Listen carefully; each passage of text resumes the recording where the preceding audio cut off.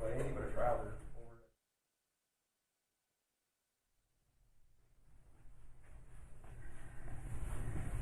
1, 2, 3, 4, 5, 6, 7, 8, 9, 10. You're good?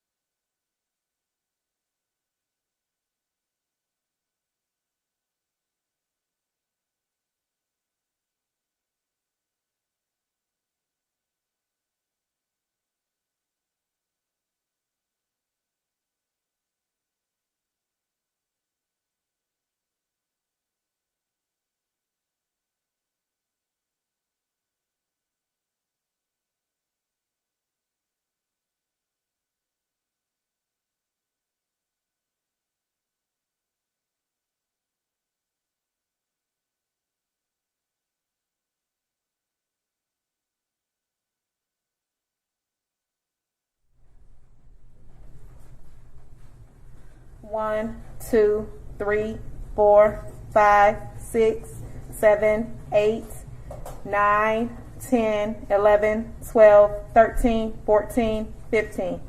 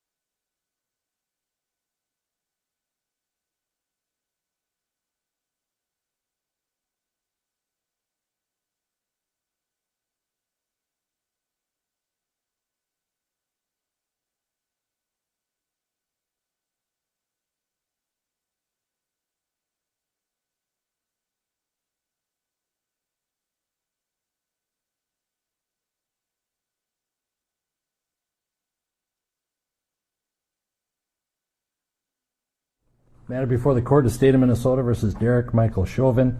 District Court file number is 27 CR 20-12646. Matters on for sentencing. Counsel, note your appearances beginning with the state. Good afternoon, Matthew Frank, Assistant Attorney General on behalf of the state. Good afternoon, Your Honor. Jerry Blackwell for the state of Minnesota. Good afternoon, Your Honor. Steve Slisher on behalf of the state of Minnesota. Your Honor, Keith Ellison, Attorney General on behalf of the state of Minnesota. And for the defense. Good afternoon, Your Honor. Eric Nelson and Amy Voss appearing on behalf of Mr. Chauvin. Thank you. We are still, for all those attending, under somewhat modified COVID restrictions, so we are asking that everyone keep their masks on unless they are speaking. I'll ask for people who are speaking to come up to the lectern and use the microphones, and please to remove your mask so that we can hear you clearly, and also to maintain the distances that we have set out in the courtroom. With that, we'll proceed first with the state. Mr. Blackwell, you may proceed with victim input.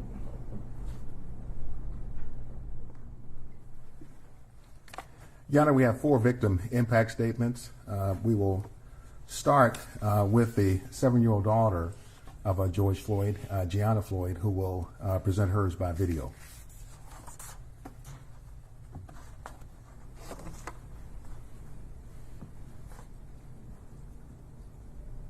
What do you miss most about your daddy? Well, I ask about him all the time. And that's kind of it. Yeah. Well, when you ask about him, what are you asking about? Well, I was asking, how did my dad get hurt? Do you wish that he was still here with us? Yeah, but he is. Through his spirit? Yes. Yes. And when you see your daddy again one day, what do you want to do when you see him? I want to play with him.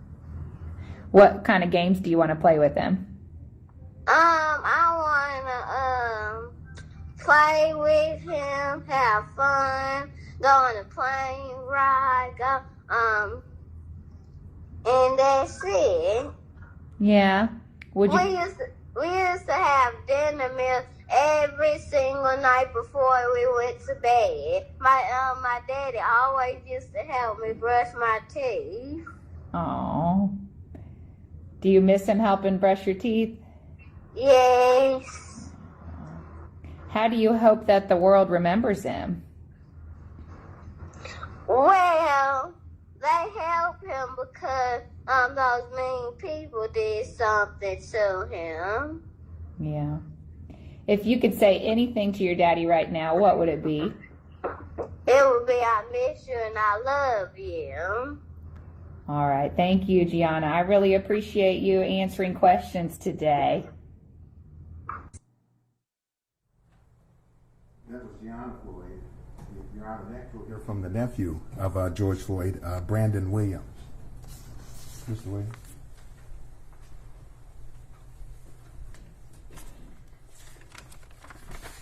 If you could begin by giving us your full name and spelling each of Your names. Brandon Williams, BRANDON WILLIAMS. Thank you. You may proceed. On Monday, May 25th, 2020, George Perry Floyd Jr. was murdered by Derek Chauvin in a malicious and insidious display of hate and abuse of power. Chauvin killed George. Not only did he kill George, but he also displayed a total lack of consideration for human life as he did so. You saw it, I saw it, and millions of people across the country and the globe witnessed the act of hate. A year and 1 month later, I stand there before you tasked with the duty of expressing how George's death has impacted me personally and the rest of our family. As I racked my brain and thought about what I could say today, I came to this conclusion. It is humanly impossible for me to stand here and convey or articulate the right words that would capture all that we are feeling and what we have felt over this period so please bear with me as I attempt the impossible. The sudden murder of George has forever traumatized us. You may see us cry, but the full extent of our pain and trauma will never be seen with the naked eye. The heartbreak and hurt goes far beyond any number of tears we could ever cry. Words simply cannot express the pain, anguish, and suffering that our family and friends have endured since George's murder. It has been truly unimaginable, but not as nearly unimaginable as the defendant's decision to take the life of a human being with no regard for the effect it may have on others. Although Chauvin will be sentenced today and spend time in prison, he will have the luxury of seeing his family again, talking to them, and he will likely get to spend time with them upon his release. These are all luxuries that my young cousin Gianna was robbed of when Chauvin made the active decision to kill our father. There will be no more birthday parties, no graduations, holiday gatherings, or other family celebrations. The laughter, hugs, guidance, advice, sense of security, and those opportunities to simply say I love you are forever gone. They say time heals all, and while I generally believe that saying, it's challenging to do so given these unfathomable set of circumstances. Before I conclude, I must highlight a few things. George's murder, this trial, and everything in between has been tragic and devastating. Our family is forever broken, and one thing we cannot get back is George Floyd. It is the request of my family that the maximum penalty for the crime for which the defendant was convicted be imposed. On behalf of my family, friends, community, and supporters, I wish to express my sincerest gratitude for allowing us opportunities of expression. Thank you. Thank you, sir.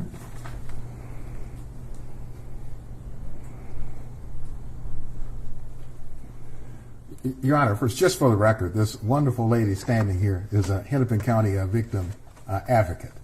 Ms. Boswell is well known to the court. Yes, thank you, Judge. And so, Your Honor, we'll next hear from the brother of George Floyd, Mr. Terrence Floyd.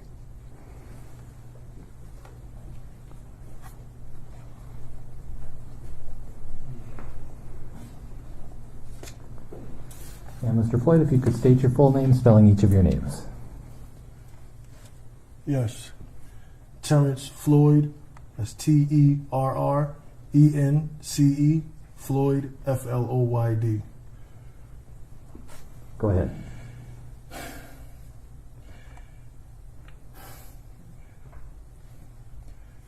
I'm here representing my brother. I'm from New York.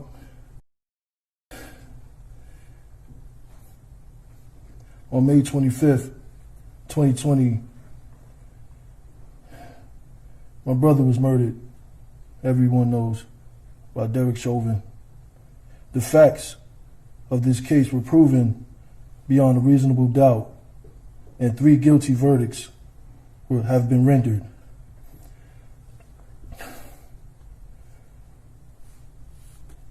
This situation has really affected me and my family.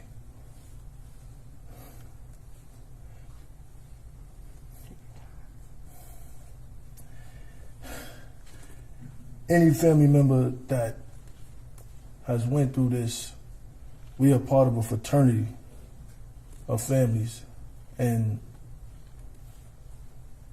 it's not one of those, fraternities that you enjoy.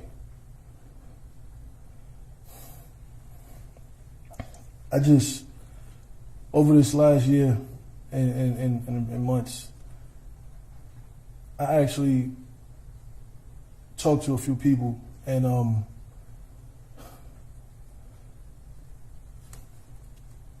I wanted to know from the man himself, why?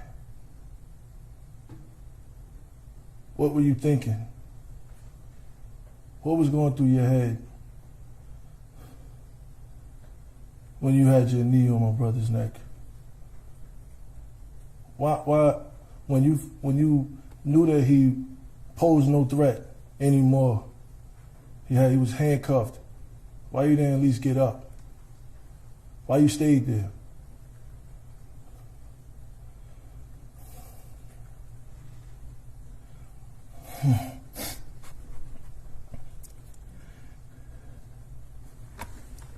You take your time.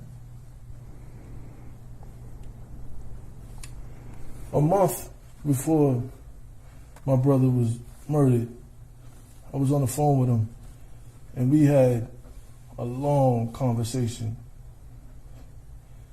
And as I looked at the video of my niece, the last conversation me and my brother had was he wanted to have play dates.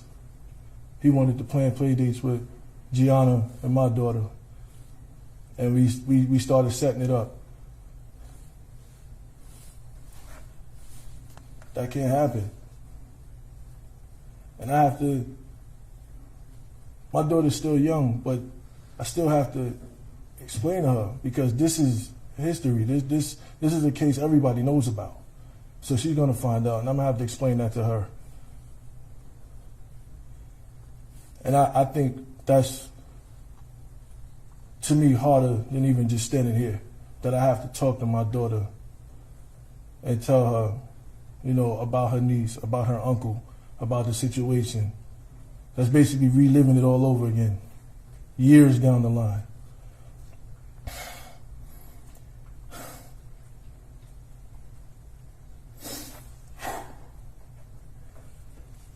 I'm here on behalf of my family, on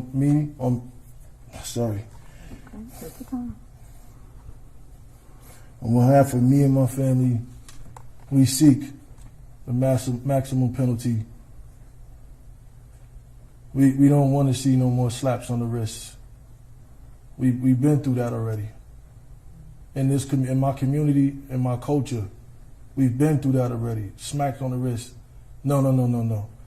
Because if it was us, the roles was reversed, there wouldn't be no case. It would have been open and shut. We'd have been under the jail for murdering somebody. So we asked for that same penalty for Derek Chauvin. Thank you. Thank you, sir.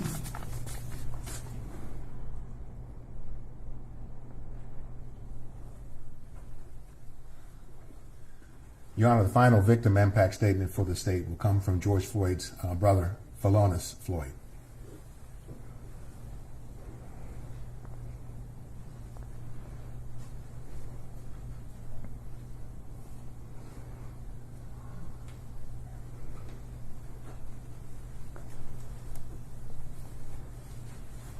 And sir, if you could begin by giving us your full name and spell each of your names, and I have permitted you to use your phone because you have notes on it, is that correct? Yes, sir. All right, and you may proceed when you're ready. Giving us your full name first. Phalonis Floyd, spelled Philonise, last name Floyd, Floyd. And you may proceed.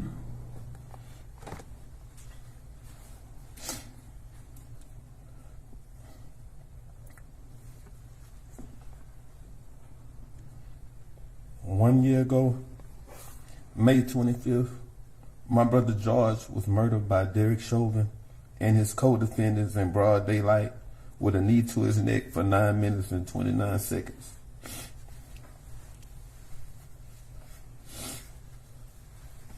I was a trucker, and immediately my life changed forever. I began to speak to the world for George from the United Nations, Africa, Canada, Japan, and so many other countries. Every day, I have begged for justice to be served, reliving the execution of George, while others begged and pleaded for Officer Chauvin to simply just allow George to take a breath. I haven't had a real night's sleep because of the nightmares I constantly have hearing my brother beg and plead for his life over and over again. Even saying, "They're going to kill me. Please, officer." Screaming for our mom. I have had to sit through each day of Officer Derek Chauvin's trial and watch the video of George dying for hours over and over again. For an entire year, I had to relive George being tortured to death every hour of the day, only taking naps and not knowing what a good night's sleep is anymore. I've been lifting my voice tirelessly every day so that George's death will not be in vain. Honorable Judge Peter Cahill, I thank you for allowing me to share this today. George's life mattered. So my family and I, most of all, my niece, Gianna.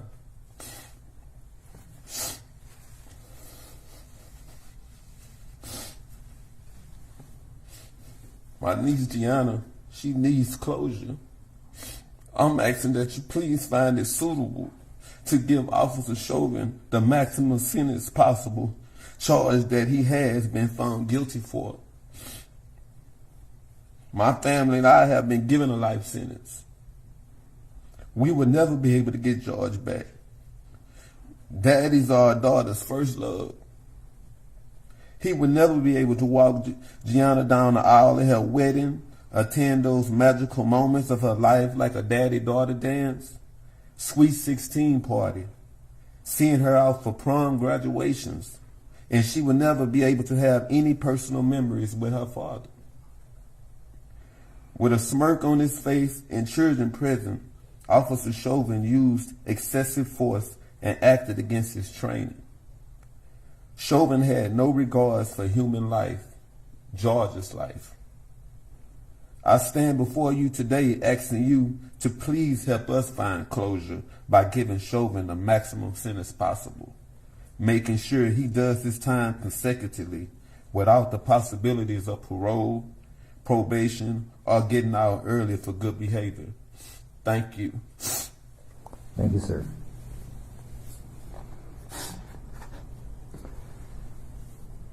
Mr. Frank.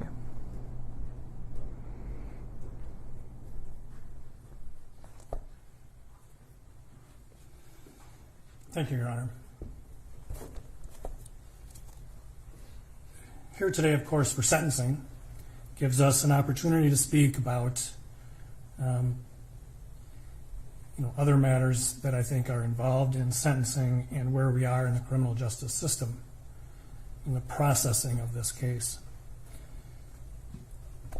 As a member of an elected office representing the people of the state of Minnesota, as well as the people of the local community, I want to say a couple of things. And first of all, I want to really thank some of the police officers in the Minneapolis Police Department who, under great pressure, great stress, and to some extent at peril to their occupations, what they've devoted their life to, stuck to their oath and their commitment as police officers to speak openly and honestly about policing and the training that is given and received by police officers. Those officers didn't hide behind a blue wall. They came forward, they told this court and those jurors what they knew about training and responsibility, and I think they deserve recognition and credit for that. I would also like to thank members of the Bureau of Criminal Apprehension. Those agents get called in, great sacrifice to their personal lives. Whenever things happen, they go. They did that here, and under really extraordinary circumstances, completed a very professional and thorough investigation. Conducting interviews is hard enough, but conducting them in the atmosphere of the city following the murder of George Floyd was even more difficult. And they did so, I think, above and beyond the call of duty. And I want to thank them for doing that on behalf of the whole prosecution staff. Your Honor, I want to thank the family, the loved ones, the friends of George Floyd. They have been through so much more than families involved in murder cases. He's right. It's a fraternity you don't want to be part of. But they've been through so much more because of the pandemic and because of security, safety precautions that we've had to take. They have been through a lot. At a time when they try to grieve, like everybody does for the loss of someone, they are going through so much more. And I want to thank them, all of them, the family. The court saw a testimony from Philonise Floyd, Courtney Ross. These are people who are trying to deal with their loss, but they have to do it in a very public way and under very trying circumstances through no fault of their own. So I thank them. They have all been models of grace and understanding. And it's really remarkable, quite frankly. I'll, I think, come back to them again in a little bit. Your Honor, we have submitted a sentencing brief. I would incorporate that. I guess I would incorporate my comments today into that memo. But I do think there are things that I want to bring out today in my arguments. For hundreds of years, the court had discretion in sentencing. It was the trial court's decision on what a sentence should be. The recognition that the trial court sat through the trial, watched the evidence, and saw how it affected people, informed the court's discretion. When the legislature passed the guidelines, in a legitimate attempt to try and even out sentences, they defined certain presumptive sentences, as we all know, for typical crimes. For each crime, the typical crime. But they did not remove discretion for sentencing judges. They recognized that nobody is better suited to decide whether this is the typical case represented by that guidelines presumptive sentence, or if there are reasons why this is worse than that. And it gave, and the guideline still gives this court discretion when there are aggravating factors to give a more serious sentence than what the guidelines presumption calls for. And as you know, we are asking you to do that today. As this court found, there are 4 aggravating factors that we have identified. They go beyond a list of just what those factors are. We have not just done our homework and found a list. The court made good findings, detailed findings about those factors, and we think they justify a greatly increased sentence. This is not the typical second-degree unintentional murder. Supreme Court in our state has said that, and very recently, even 1 aggravating factor is sufficient to go twice the top of the range. Here we have 4. The first one that the court found is an abusive position of trust and authority. And the court specifically found that when Mr. Chauvin was acting as a police officer, he had a position of trust and authority. That is certainly true. We trust police officers. We trust them when we need help. We call them for help. We trust that they're going to take care of the problems that they are assigned to deal with, right? We trust them. We also give them great authority. We give them great power. We give them power to use force that individuals would be prosecuted for using, right? We give them authority to arrest, to detain. And with great power, of course, comes great responsibility. So they're not sent out there by themselves to do this. They're given substantial training. This court saw all of that through the trial, in general and in specific to Mr. Chauvin and the other 3 officers. They're given training on the use of force, the proportional use of force. The force used has to be warranted by the threat. They're given training on de-escalation because we recognize that police officers are called in when people are not having their best day, when people might be affected by mental illness, drug abuse, any number of issues. They're just having a bad day, and they're trained for that and should be. And they're taught how to use that to de-escalate and control a situation. They're taught medical intervention. They're taught to provide medical attention to people who need it. Being a police officer is a difficult job. We ask a lot of them. It's a profession, there's no doubt about it. But we give them a substantial amount of training, and most officers do it right. This case wasn't about police officers, all police officers. It wasn't about policing. This case was about Derek Chauvin disregarding all that training he received and assaulting Mr. Floyd until he suffocated to death. One of the things that you heard, Your Honor, and the jurors heard, that can really encapsulate, I think, a very important issue here. 7 words. In your custody is in your care. And it's a real simple mantra. It's a real easy thing to remember. You're going to take custody of somebody, you have to provide care. You have to do it in a caring way. You can't simply disregard their care. Mr. Chauvin abused his position of trust and authority as a police officer by doing just that, just disregarding all his training. It was an abuse of that because what did he decide to do? We often are forced in this, criminal justice system to infer people's state of mind by their conduct and their statements. What was Derek Chauvin's endgame here?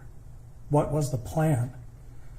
Seems apparent the plan was hold him down until we can dump him in an ambulance and no longer have him be our problem. You recall he said to Charles McMillan, he's a big guy, might be on something. That's it. He held Mr. Floyd down as Mr. Floyd begged for his life. He had the other officers help in that regard. And rather than doing the simple expedient of putting him on his side, he said, yeah, He was dismissive to that duty of care.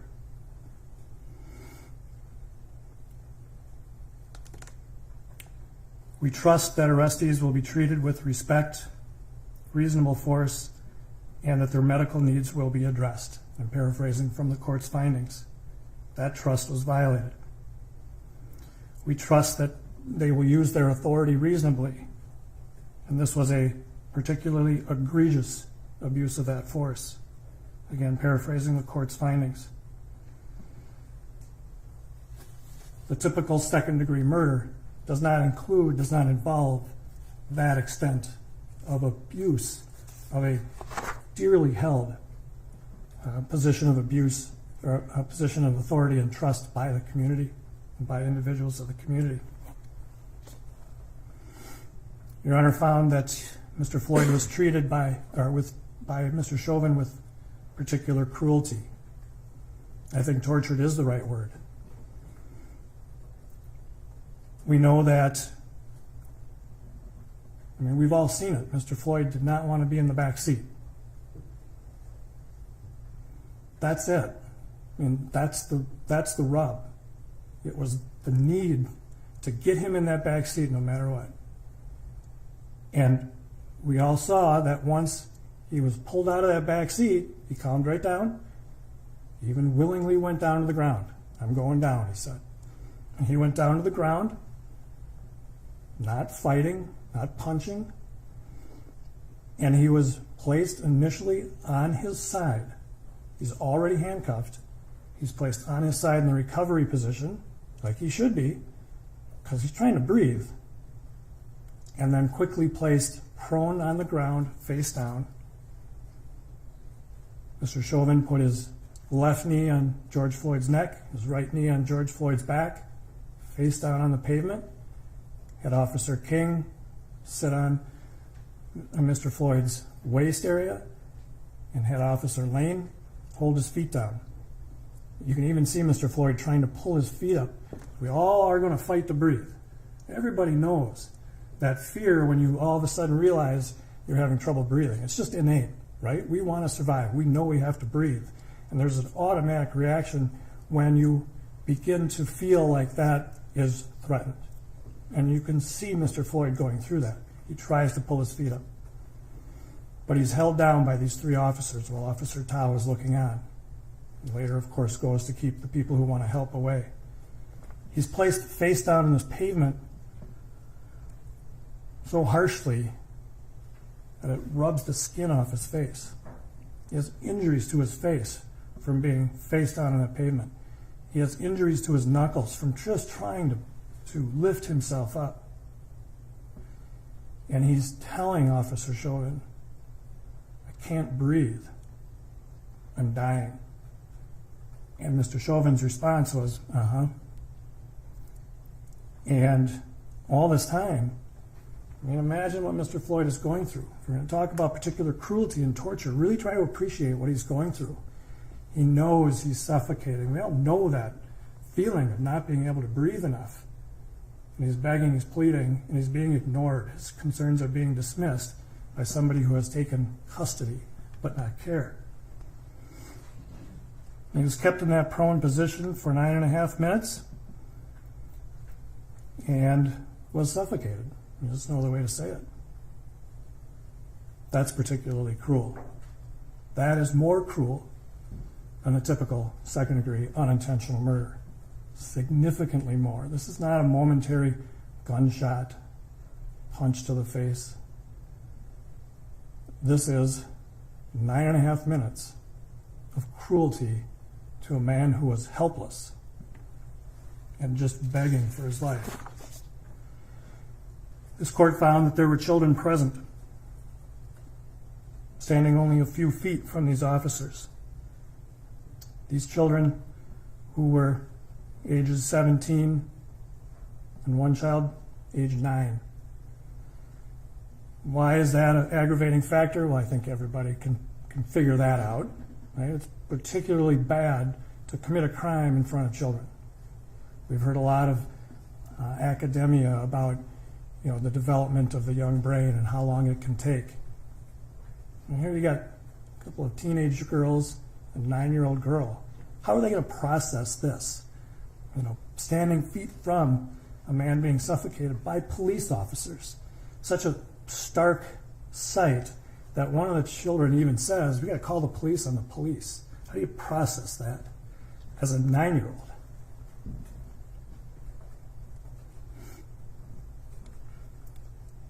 The children were not only present watching a man die. We've all seen, if you haven't, you really need to. Look at George Floyd's face as he's dying, he's suffering. The children have to watch this. But not only that, it's police officers, and there are people around them wanting to help. And at one point, and sure, they got upset. And at one point, Mr. Chauvin points his mace, grabs his mace to keep him back. How does a child look at that? There's another officer screaming at them to get back. The typical second-degree unintentional murder doesn't involve children standing feet away watching a 9.5 minute suffocation of a man begging for his life.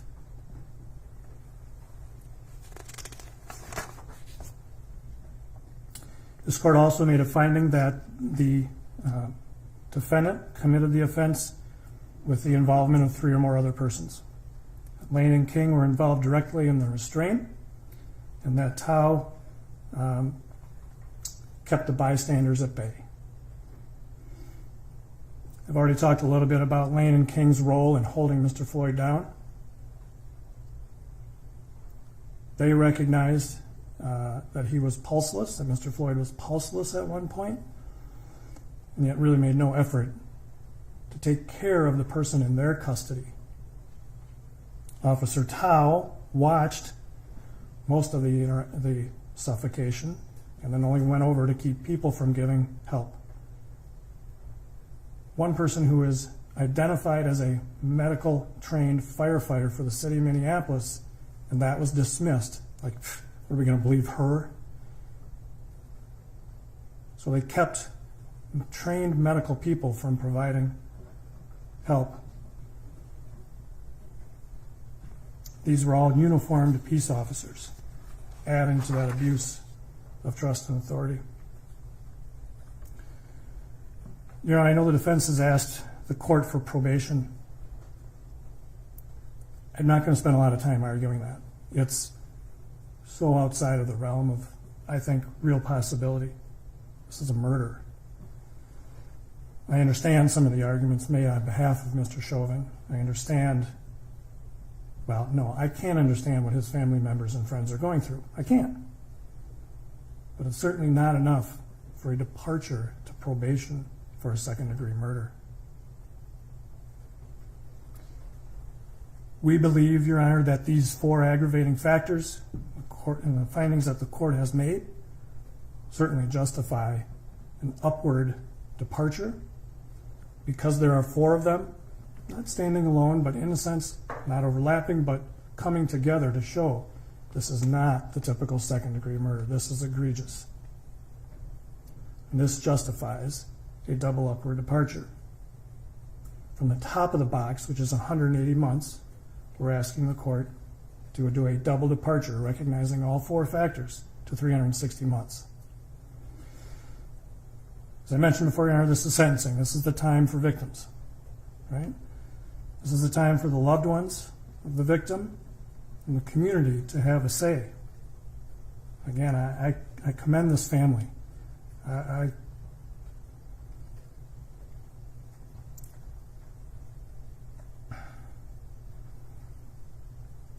commend all of the loved ones, the friends, the people that have been involved in this case for tolerating and being gracious. None of this, of course, can bring George Floyd back. That's very true. But this is the time for our criminal justice system to say, we hear you.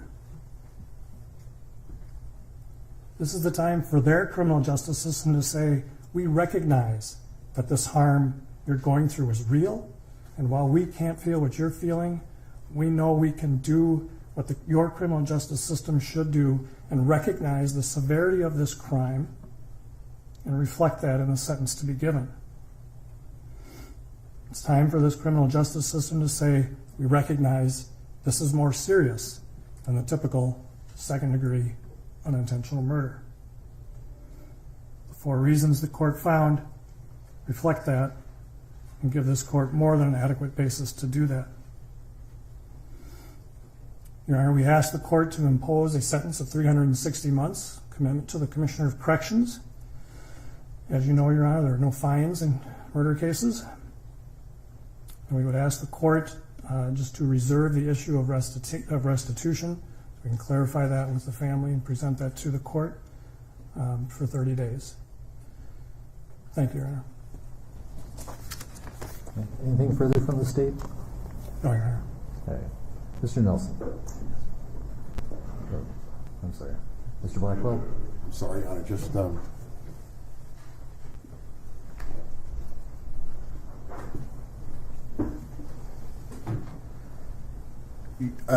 thank you, Your Honor. Your Honor, at this time, the defendant's mother, Carolyn Palenti, would like to address the court. If you could state your full name, spelling each of your names, and proceed when you're ready. Carolyn, Carolyn, Palenti, Pawlenty. I am the mother of Derek Chauvin. I am here to speak on behalf of my entire family. On November 25th, 2020, not only did Derek's life change forever, but so did mine and my family's. Derek devoted 19 years of his life to the Minneapolis Police Department. It has been difficult for me to hear and read what the media, public, and prosecution team believe Derek to be an aggressive, heartless, and uncaring person. I can tell you that is far from the truth. My son's identity has also been reduced to that as a racist. want this court to know that none of these things are true and that my son is a good man. Derek always dedicated his life and time to the police department. Even on his days off, he would call in to see if they needed help. Derek is a quiet, thoughtful, honorable, and selfless man. He has a big heart, and he always has put others before his own. The public will never know the loving and caring man he is, but his family does. Even though I have not spoken publicly, I have always supported him 100% and always will. Derek has played over and over in his head the events of that day. I've seen the toll it has taken on him. I believe a lengthy sentence will not serve Derek well. When you sentence my son, you will also be sentencing me.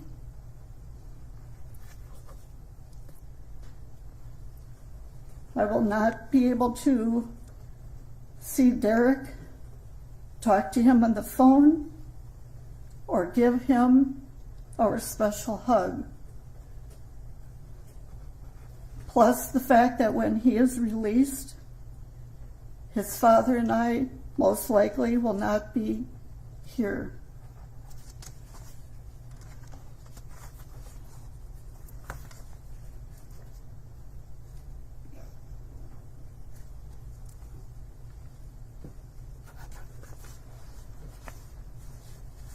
Derek,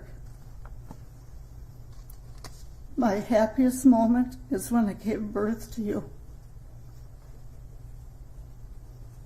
And my second is when I was honored to pin your police badge on you. I remember you whispering to me, "Don't stick me with it." Derek, I want you to know I have always believed in your innocence, and I will never waver from that. I have read numerous letters from people around the world that also believe in your innocence.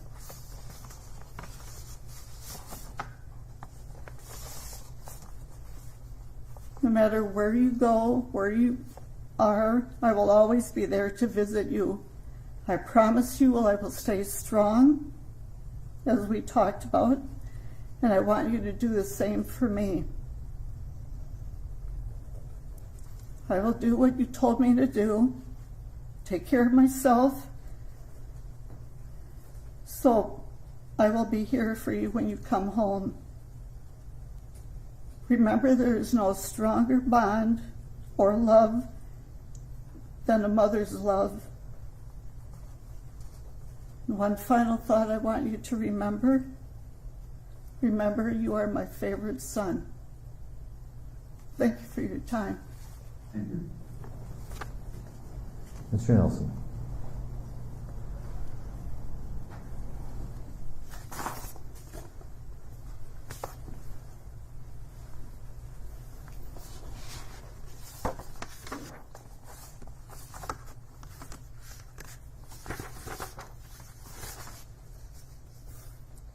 Thank you very much, Your Honor.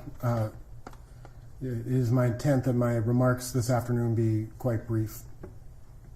I do not intend to relitigate the facts of this case, nor spend any substantial time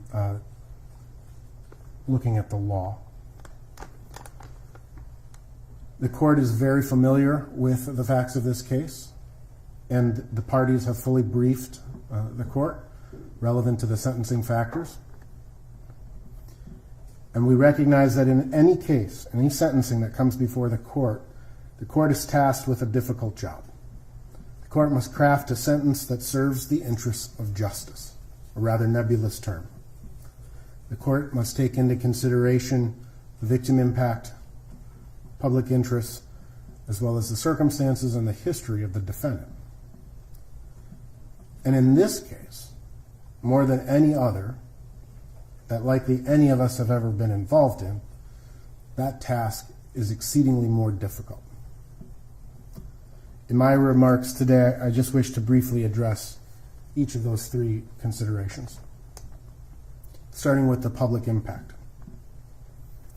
As I believe we are all cognizant of, this case is at the epicenter of a cultural and political divide.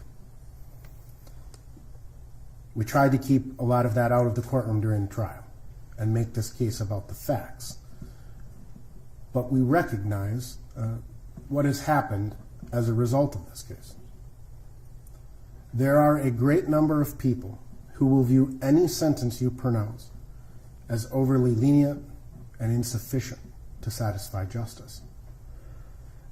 But there are an equal number of people who will view any sentence you pronounce as draconian or overbearing. Either way, some percentage of the public will view your sentence as a miscarriage of justice. The intensity of the public interest in this case cannot be understated. I trust that the volume of correspondence that each of us has received from the public at large is indicative of these very sentiments on both sides. As I was informed just yesterday, the Attorney General's office established a website, web submission, to accept community impact statements. Again, in my understanding is in a little over 2 weeks they received over 1,000 submissions. Again, on both sides. By my very best estimate, since my representation of Mr. Chauvin began last summer, I would estimate that I have received over 5,000 emails, over 1,000 voicemails, and hundreds of handwritten letters. Again, from both sides. And I expect that Your Honor has likewise been inundated with public comment and scrutiny. The impact that this case has had on this community is profound. It goes far beyond what happened on May 25th of last year. It has been at the forefront of our national consciousness, and it has weaved its way into nearly every facet of our lives, from the entertainment that we consume to the presidential politics, from protests to conspiracy theories. In the end, it is my sincere hope that when this proverbial dust settles, the community impact brings forth principled debate and civil public discourse, and ultimately leaves a positive effect on the city of Minneapolis, the state of Minnesota, and the United States. But nevertheless, while this court may consider the community impact, it is for these very same reasons that the court must turn to the foundational legal principles and remember that justice is blind. Law is built on reason and common sense, and it cannot be permitted to be assailed by public opinion. Turning to the second consideration, which is the victim impact, the death of George Floyd. The death of George Floyd was tragic. He is loved by his family members. He is loved by his friends. And his death is justifiably mourned by those whose lives he impacted. He is a son, a brother, a father, an uncle, and a friend to many. And as the court heard today, the impact and the loss of his life, simply just, it can't be simplified. And it will take time. Finally, Your Honor, the court must take into consideration, just like it has to take into consideration the aggravating factors, it needs to take into consideration the mitigating factors. And the mitigating factors as set forth by the sentencing guidelines really point to the TROG analysis, essentially, ultimately in this case. I'm not going to spend a lot of time, again, arguing for a probationary sentence. That's briefed. But that being said, when we look at the Trog factors, who is Derek Chauvin? Derek Chauvin spent 19 years as a Minneapolis police officer. He loved being a police officer. I was contacted during the course of my representation and have had numerous conversations with his fellow police officers or fellow police officers that worked with Derek, some retired, some still active. And they told me that he was a solid police officer, that he did his job, that if somebody asked him to do a particular task, he never complained, he did it. One person told me that one of his sergeants told me that if I had asked him to dig a ditch for 8 hours, he would have picked up a shovel and he would have never complained for a second. He would have done his job. He was decorated as a police officer. Multiple life-saving awards. He was decorated for valor. He was proud to be a police officer because what he liked to do was help people. And as the statistics show, the vast majority of police work is helping people. He was proud to be a Minneapolis police officer. He served his country as the United States in the United States Army. And he too is a son, and a brother, and a father, and a friend. He too, his life, the life he's lived, he's not coming into this as a career criminal with 6 points, 5 points, 4 points.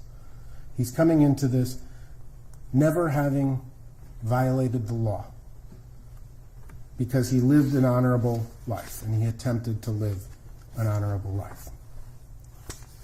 Derek Chauvin was not even scheduled to work on May 25th, 2020. He volunteered because there was short staffing at the time. I know from numerous conversations that I've had with Derek that his brain is littered with what ifs. What if I just had not agreed to go in that day? What if things had gone differently? What if I never responded to that call? What if, what if, what if? The truth of the matter is, and the end result is that we are here after a jury verdict, finding him guilty of these offenses. And the court's consideration should not only be focused on the aggravating factors, but the mitigating factors as well. The Minnesota Sentencing Guidelines Commission was established for a reason. And yes, the court in circumstances like these has discretion to go beyond an aggravated sentence, beyond the presumptive sentences established by the sentencing guidelines. But the sentencing guidelines don't differentiate between second-degree murders. Someone robs a liquor store, a police officer is involved in an incident, and a person dies in police custody. The law presumes, the legislature presumes, that the sentencing guidelines as established is a sufficient penalty for all of the second-degree murder categories or cases you would see. From 2019 back to 2010, a total of 90 people were sentenced for second-degree murder. Those sentences, those people, there were more than that, but people who had a 0 criminal history score, more than 90 people were sentenced. 67%, or 60 of those 90 people, received a guideline sentence of 150 months. So 2/3 of all people in this same position received a guideline sentence. 20% received an aggravated sentence, 18 of the 90, and 13% or 12 individuals were granted mitigated departures. So if the legislature and the intent of the sentencing guidelines is to eliminate sentencing disparity, the law should presume that the guideline sentence is what is appropriate in this case. Judge may take into consideration at this point those aggravating factors, but you have to counterbalance them, which is the goal of the law, with the mitigating factors.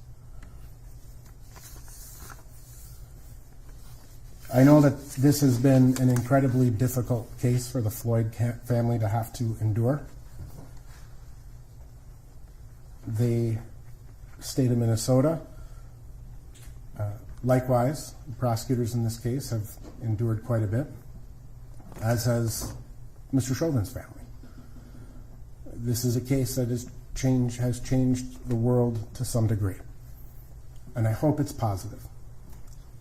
But it's my hope that the court follows the sentencing guidelines, applies the law in a reasoned manner, and imposes a just sentence.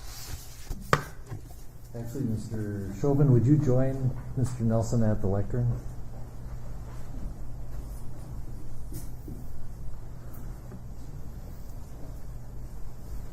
Mr. Chauvin, this is your opportunity if you wish to give any input to the court. And so I turn it over to you and your attorney. Thank you, Your Honor. At this time, due to some additional legal matters at hand, I'm not able to give a full formal statement at this time. But very briefly, though, I do want to give my condolences to the Floyd family. There's going to be some other information in the future that would be of interest, and I hope things will give you some peace of mind. Thank you. And I'll note that I did read your comments in the pre-sentence investigation as well. Thanks, Ron. All right, we are going to take a 15-minute recess so that I can complete the sentencing order based on what I've heard today. And let's reconvene at 2:45. We're in recess.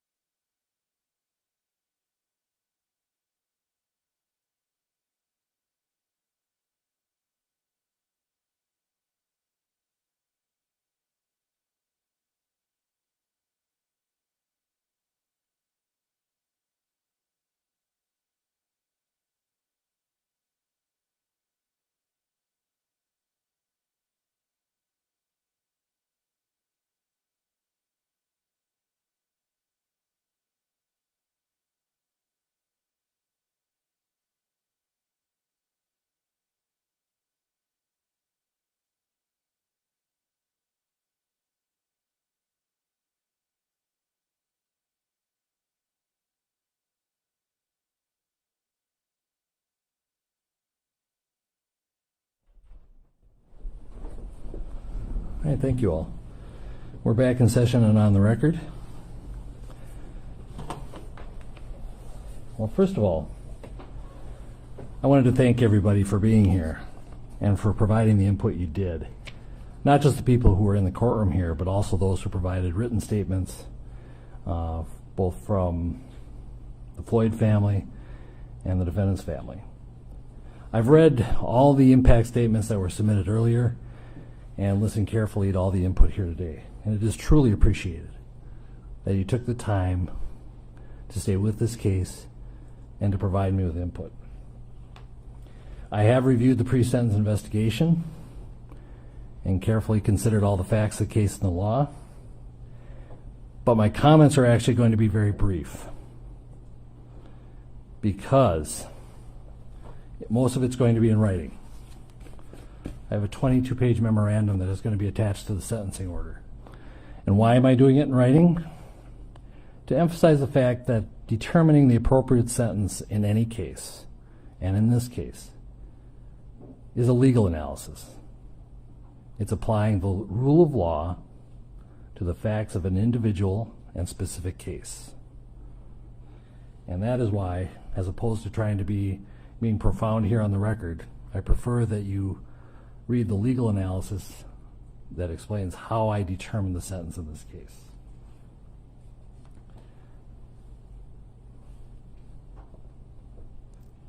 What the case is, or what the sentence is not based on, is emotion or sympathy. But at the same time, I want to acknowledge the deep and tremendous pain that all the families are feeling, especially the Floyd family. You have our sympathies. And I acknowledge and hear the pain that you are feeling. I acknowledge the pain not only of those in this courtroom, but the Floyd family who are outside this courtroom and other members of the community. It has been painful throughout Hennepin County, throughout the state of Minnesota, and even the country. But most importantly, we need to recognize the pain of the Floyd family. I'm not going to attempt to be profound or clever because it's not the appropriate time.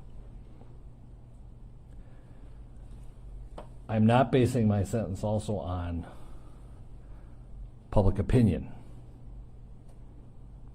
I'm not basing it on any attempt to send any messages.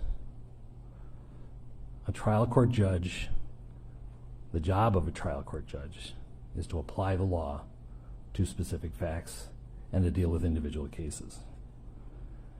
And so, Mr. Chauvin, as to count 1, based on the verdict of the jury, finding you guilty of unintentional second-degree murder while committing a felony under Minnesota Statute 609.19 subdivision 2 paren 1, it is the judgment of the court that you now stand convicted of that offense. Pursuant to Minnesota Statute section 609.04, counts 2 and 3 will remain unadjudicated as they are lesser offenses of count 1. As sentence for count 1, the court commits you to the custody of the Commissioner of Corrections for a period of 270 months. That's 270. That is a 10-year addition to the presumptive sentence of 150 months. This is based on your abuse of a position of trust and authority, and also the particular cruelty shown to George Floyd. You are granted credit for 199 days already served. Pay the mandatory surcharge of $78 to be paid from prison wages. You're prohibited from possessing firearms, ammunition, or explosives for the remainder of your life. Provide a DNA sample as required by law. Register as a predatory offender as required by law. And then you will receive a copy of the order and also the attached memorandum explaining the court's analysis. Anything further from the state? If this needs to be said, we just ask that it be executed forthwith. Defendant is remanded to the custody of the sheriff to be transported back to the DOC or whichever custody is currently holding him. Anything for the defense? No, Your Honor. All right. Thank you. We are adjourned.